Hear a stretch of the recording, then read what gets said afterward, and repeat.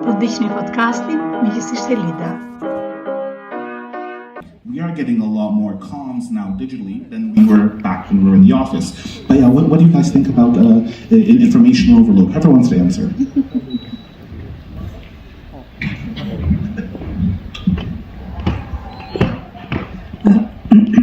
Sorry, first of all, I'm very thrilled to be here. It's like, what's that, in Wonderland? You know, when you see chocolate everywhere. So I'm so glad to be here. Coming to your question, it's like, first of all, everything has to do with prepare. It's your job when you lead something to be on top of that and to care for people and just to keep the dirt, which is the acoustic or the written dirt, out of it. Because you want to go straight ahead to having results, and everything else is keeping the focus out of what you will discuss. So personally, I think in my job, it is everything is online. It's my job and my team's job to care for the people we are working, not to overload them.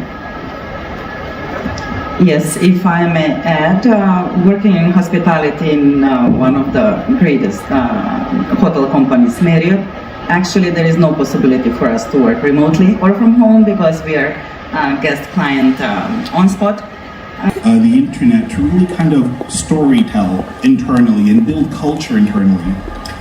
Yes, so media, we think it's very important because as one of the previous speaker mentioned, the span of attention of the people is just getting shorter and shorter. So we realized that instead of having marathon meetings or super long trainings with just text on, it would be very practical to have short videos which are visually appealing and So it sounds like everyone's part of the same business, essentially. Absolutely. Full transparency. I'd love to see in the audience, actually, at your companies where you work, can you just raise your hand if you guys do town halls or anything along those lines? Just raise your hand. That's a pretty healthy figure. I think we could see some more. Let's see the importance of them, really. But they're a great thing to do. I mean, Elida, I'd love to ask you, you're an expert in this. How are companies still able to really have a very strong sense of culture and identity in the digital space? First of all, I don't know, now I understand that you cannot see anyone, but do we have CEOs or decision takers, let's say shareholders? Yeah, I see some. And here as well, so. Like when I saw the figures in the first Mentimeter, it was like 18% they were here and the rest were all wonderful contributors, which is HR people, the best contributors there. So I will just answer it based on these two groups. First of all, I'll just say the HR is, it's not the trade union. So it's the job of the CEO to step up and just really make it clear what's the culture he wants to have or she wants to have. They have to be the ones that they have to, first of all, invest in themselves. I was surprised to find some more CEOs now because I was just checking that they would leave. They are the first to leave. Sometimes they know everything, but then they go to HR and they drop everything to them. So it's just you keep that. I think when it comes to the digital, I'd say it has to be like done by them as a do or die imperative. And then when it comes to the HR people or to the best contributors in the company, they need to know where the bread comes from, and they have to be very good at that. And then they have to build what I call, first of all, this two-way, this tango thing. The first thing is you have to care for the CEOs. You have to care. No one really cares for them. Really to love them because they create jobs. They are out there. They are finding the clients. They are opening up markets. They are bringing the bread in the beginning on the table. And then the HR should go deep down and they should come with what we mentioned, upskill and reskill. If we want to keep the people here, if we want to have them be really productive and enjoy life, we have to really come up with proposals to the CEO or to the big guys table. It depends on how it is organized, the hierarchy, but they have to go with real proposals where upgrading and upskilling and reskilling is a philosophy to keep the culture and to evolve. So I do think with these two perspectives, I think it's like a good tango. So we actually had Maud who told you to high five yourselves, and then what you're saying is people should go back and hug their CEOs. I understood that.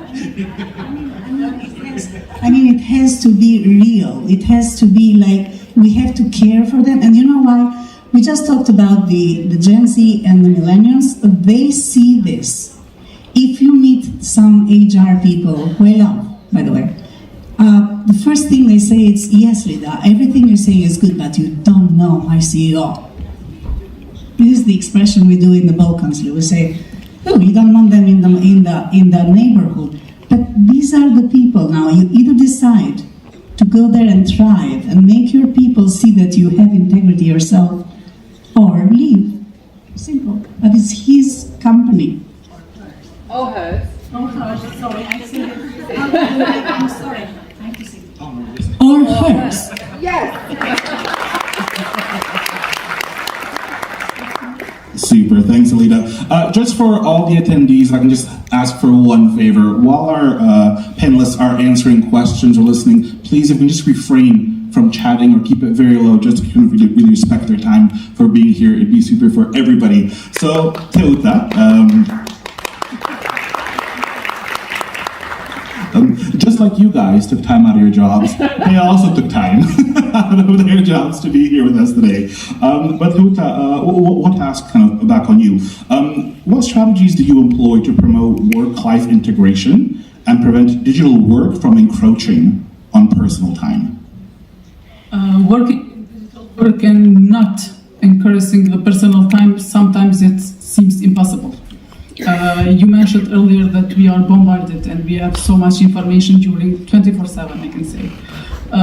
We are a company working worldwide, and our group, I'm sharing this, it is 50% BNP Paribas, which is global banking, and the other 50% is from the Turkey. So we have colleagues all over the world in different time frames. And my colleagues are receiving emails, notifications, wake up and thought of it.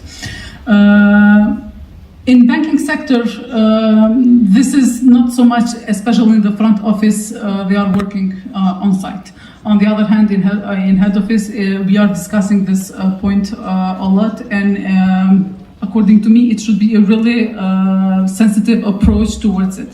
It should be an awareness from top down that after working hours, it's our time. Not to ruin or not to destroy our personal time. So it has to start with us first, and also it has to start from the upper management. So we have scheduled working times, despite the fact that some are having flexible working. Even in flexible working hours, there is a certain time. With the CEOs of it being put down. Sneza, I'll move on to you. I know you had mentioned around how you guys, for example, use Instagram to celebrate birthdays. So happy birthday to Mark. Also lost and found. Someone left a shoe in the office. So that's always great. Or lost their keys. Or lost their keys, exactly. I wanted to ask you, how do you address concerns from people when they think about the idea of job displacement or losing their job due to moving into a really tech-driven role or technology taking over? What are your thoughts on that? First of all, again, this is going to be here. This is the new normal. So we will have the fear will be there. So first and foremost, it is leave open ways of communication. So make it clear that people can come to you and they can talk to you, but it has to be structured. That is the first. Second is make the communication something that people will not be afraid, but let them know that you are upskilling and reskilling everyone. And make it clear by making it their decision that they want to take another job, they want to really see themselves going with the company. Otherwise, the worst part of it is that the moment that one rumor starts, it's killing the morale, it's killing the productivity, and people, during the time that you're paying them, they are just going into interviews, or they are just applying here and there. So I would say it's the special job of HR is to maybe plant good gossip.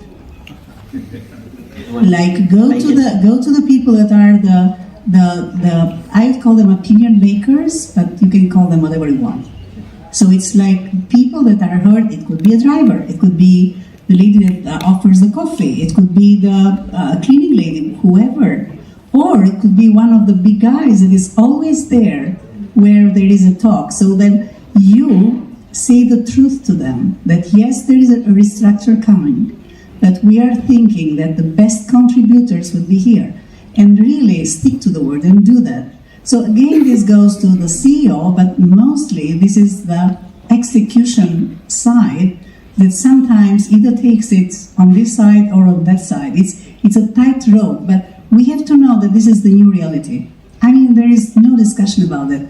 There will be displacements. Normally, I think that the non-contributors, they had to be let go, definitely. And it has to be like, not that we have to be afraid of that. It should be like more than 5 or 9%, 5 to 9, that you have to do it every month. That people that don't contribute, they have to leave. That displacement, because of AI, should be handled very much with sharing the right information and sharing the policies of the company, where everyone based on merit and the will to learn, to upskill or reskill, should stay with the company. I don't know if it's clear. Super, thank you. Some great answers we have here. So one thing I do want to ask, because I asked our other panelists, is some questions that are a bit more personal, kind of a bit more linked to you. So Teuta, I know you're pretty big in the basketball scene. My first question for you is, how tall are you? You play basketball. 1.85. 185, super, there we go. And growing. My question for you is, I know I've read quite a few articles about all the push you've been doing when it comes to diversity, equity, and inclusion in the basketball space. Do you think any of that mirrors your HR work that you do in the corporate world? I have been raised in basketball, and I started early in my age to play basketball, and I love that sport. So I'm trying to work with Basketball Federation and empower women and young generation to play basketball and to make the infrastructure for them and possibilities and opportunities for them, because now they have more opportunities than I was playing back at the time. They are so fortunate to play in this time. And yes, I believe my career path was linked from basketball to HR, because playing basketball, I have been raised in a team. Sometimes you have to take it for a team, sometimes you have to do it for a team. And we were a team usually playing 5 in the area, while the other 5 or 7 are supporting you. So I always see basketball related to my career, oriented to people, playing with the puzzle, fitting where it's best to be fitted. And the diversity and inclusion, I see it as a parallel in the basketball. If a country works so hard to have a representation in all genders in basketball, in this case, but in all sports, let's say, I think that the same aim a company has.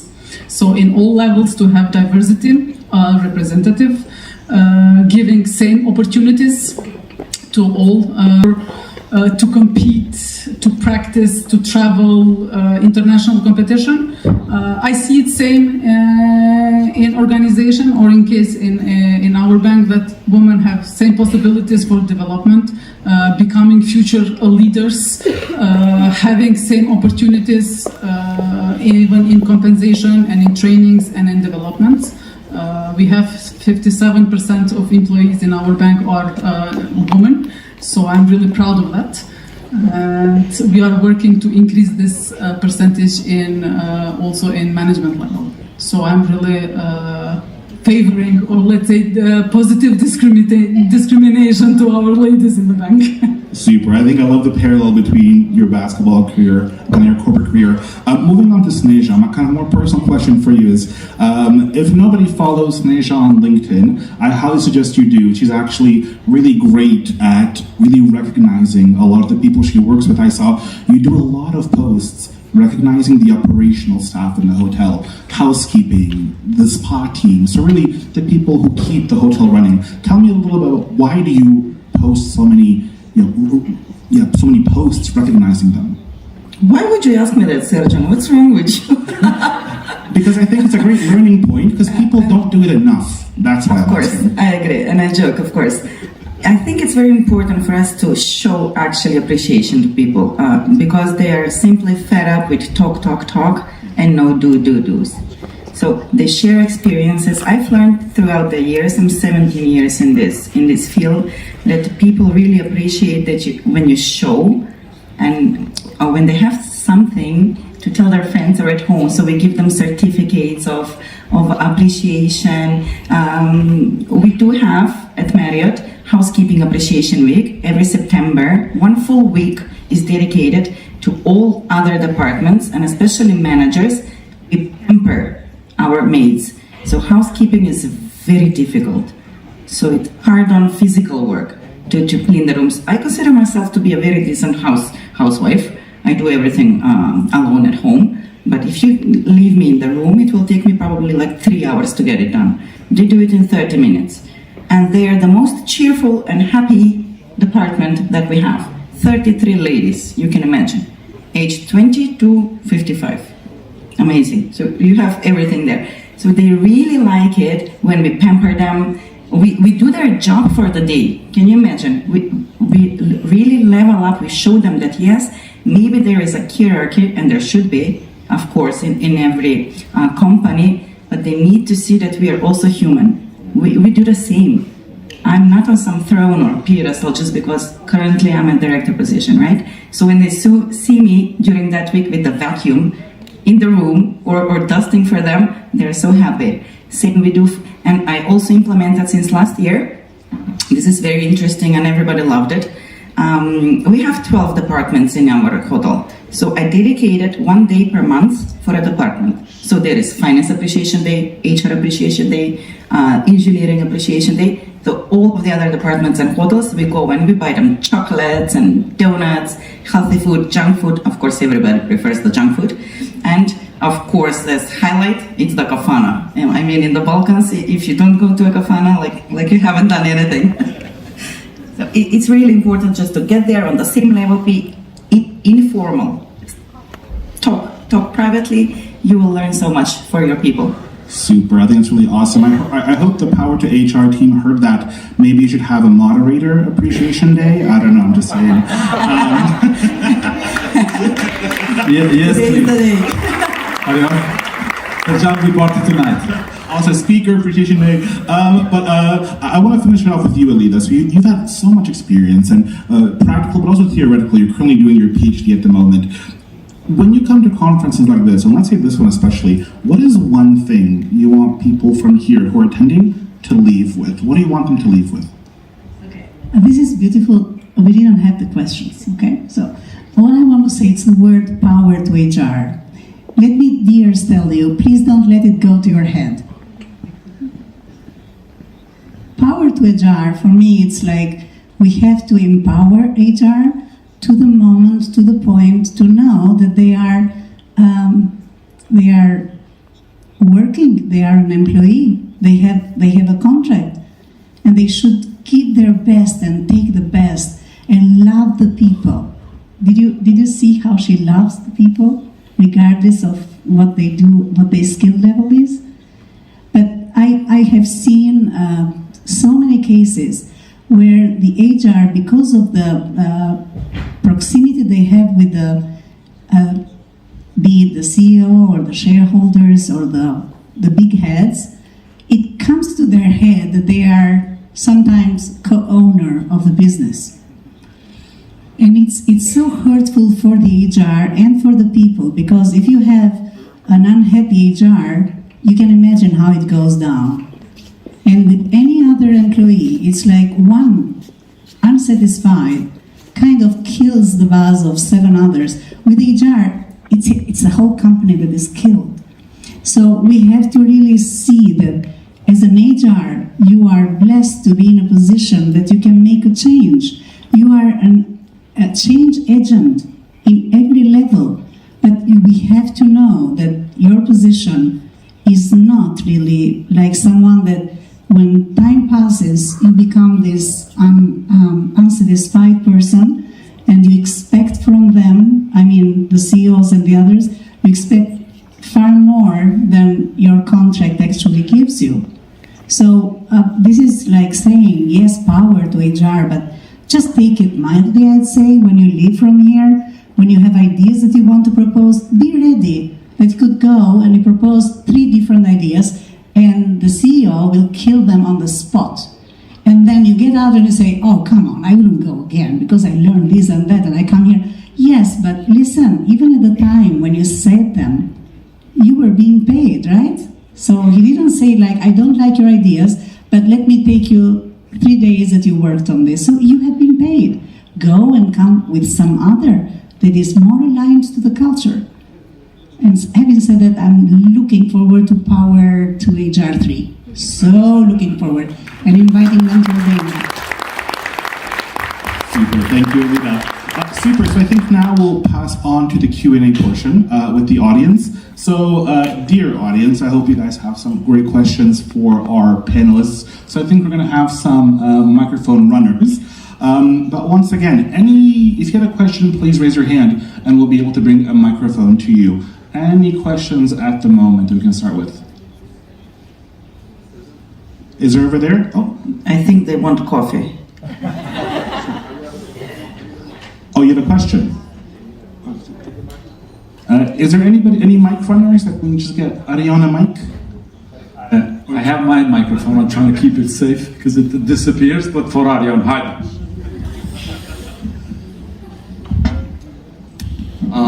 Thanks a lot for the insights. It's been beautiful. Very nice moderation, Sneza. I think you wanted an appreciation, so thank you. You're welcome. I have a question for Sneza. What we are right now fearing a lot in our labor market is as we're entering towards the summer, especially in the gastronomy sector, what is foreseen is that, let me put it this way, if there's a bartender working for 500 euros, then during summer it's anticipated that they will go to Spain or to some 5-star resort in MARRIOTT somewhere around the world, and then they can make so much more money. So Macedonia being already visa liberalized, I think you had this crisis many years ago. Yes. How did you keep up with it, and what are some of the practical examples that you can share with us that you do in MARRIOTT that we can apply to, not everybody here is in gastronomy, but I think it's applicable to any kind of business? Thank you. Putting me on the spot there. As you mentioned, on this market, Balkans, we faced this migration starting in April, latest by May, until October, and it's not just gastronomy, so it's not just hospitality industry, but I see a lot of industries being affected. People massively leave for the season to go either on the Adriatic coast, mostly Croatia, or the cruise ships. Maybe it's not overseas, but even the river cruises, they use a lot because within 3 to 4 months, they will earn 1 year salary. And have in mind, this is tax-free, of course, right? It's a bit grayish money, so no taxes on that. We understand fully. What we do as a company is we really pamper our associates. So we give them long-term contracts so that they know that they're safe with us and they can build a career. We give them countless opportunities to develop and grow. Apart from our hotel in Skopje, unfortunately, we are the only one in the country and in the Balkans, but they can go, let's say, to work in MARRIOTT in Germany or in Italy, or Middle East is very attractive because Middle East has the top benefits and compensation in case you are willing to move. So people need to know that as company, you take care of them. Additionally, you have to be competitive with the salaries. So you have to follow the market trends, and you have to be able to explain it to the CFO why it's crucial to increase the salaries in order to keep our people here in the country. But magic formula, there is simply none. We still face it. We also have increased turnover during the summer period, but every year it's less and less and less, because if they have a good, decent job with really solid salary in their home country, they will stay. So they will stay. So keep your people happy. That is what drives the business. Be there for them. I mean, great answer. I'm smart. From the audience, any other questions for any of our panelists? Is there one over there? Oh, right over there. Do we have a... So we do. Rudy, please. Of course. I'm getting paid extra for this one. You're wearing the cape, you not get paid. Hello, thank you very much for your introduction. I have a question for Teuta. I am now with retention of people in the bank industry. How are dealing with now we have liberalization of... If I may add, yes, thank you, Teuta. Just have in mind, yes, the young people nowadays, they don't have the patience, they simply have the different mindset than we do. So they're fast, they want to step over the ladder, and let's say if today is their first employment, within 5 years they want to be the GM. So it's not happening. I'm sorry guys, it's not happening. It's impossible. While we have to be honest, there is just so much we can do as a company, because most of the population, they do not leave only for the money. Let's be very clear. It incorporates full political, economical, and social policy of the country. They want security and safety. That's why they leave, right? Because even since decades ago, we had people working abroad, mostly Germany, Switzerland, Italy, but it was just one member of the family. It was usually the father, the head of the company, working and sending the money back home, right? It has always been the case, but now full families are moving because they don't feel safe and they don't feel potential and future for their children. So we need to work a little bit more on that, and all of us as companies, instead of focusing our full power and keeping our people happy, undermining the market with just giving titles out of the blue, everybody's a manager because it feels good, increasing the salaries, maybe we should be a little bit more proactive and see what in certain aspect we can really give back to community and contribute to creating a safer place to live and to work. Super, great answer. Elida, sorry, did you want to say anything? Just wanted to say, yes, I understand the ones that are living as a family, but I work with a lot of people that were really in very good positions when they were in Albania or Kosovo, and they have left, they have gone to the West. And I believe very, very strongly on surveys. And so what I found out is that like more than 80% of them, and we're talking about the Gen Z and millennials, they leave because they were bored. They didn't learn anything new. They saw that their leadership was too traditional. They never talked about growth. They never, I mean, when you say never, you know that they are being very, I mean, this generation goes to never, you know. But I think it's what we really need to do when we speak about upskilling and reskilling. We need to create these career paths that they see that there is future there. And the good thing is that even those that have left, they consider it that in the end, they don't find there exactly the heaven that they were looking for. It's not that easy even when they go there. So we need to have this information shared, and we need to talk openly, and we need to say that we are in this alone, but we can be together and we can address this. So, and I don't think that raising the salaries or just giving more bonuses will ever compete the West. We have to say this, right? So we have to be clever, we have to care, and we have to show the care. by sharing the right information. There are cases when we can tell our people, yes, go, try, but you will come back in our bank. You have an open way, just go and come.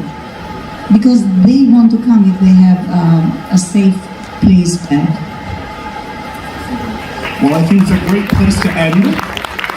As you can hear, the rocket ship is about to take off. So I think whenever she takes the mic. Aryan? But can we please give a round of applause for our wonderful panelists and the great information. Thank you so much. Nëse ke arritur deri në fund të videos, kjo do të thotë që ti je një ndjekës ynë i rregullt dhe ke interes në gjërat që ne bëjmë. Nëse është ky rasti, ju lutem më kontaktoni. Ne mund të futemi shumë mirë në një nga programet e mia dhe të marrim të shikojmë çfarë është gjëja që të bën më shumë mirë ty në momentin që ti je në kryqëzimin e karrierës ku ti je, në ecjen që ti ke bërë. Dhe jam e bindur që ti mund t'i bashkohesh një armate të madhe njerëzish të suksesshëm me të cilët ne punojmë. Prej të cilëve ne në mënyrë të vazhdueshme secili nga ne mëson, por jo vetëm kaq. Krijojmë një network, krijojmë një rrjetëzim që është i jashtëzakonshëm. Kur kanë të njëjtën ide që ndahet, që është të qenit me mendje të hapur, të qenit i gatshëm të ndihmojmë njëri tjetrin dhe të qenit vazhdimisht në tregun e punës për të dhënë më të mirën tonë. Nëse është kjo që të ka sjell tek podcasti im, të lutem më shkruaj.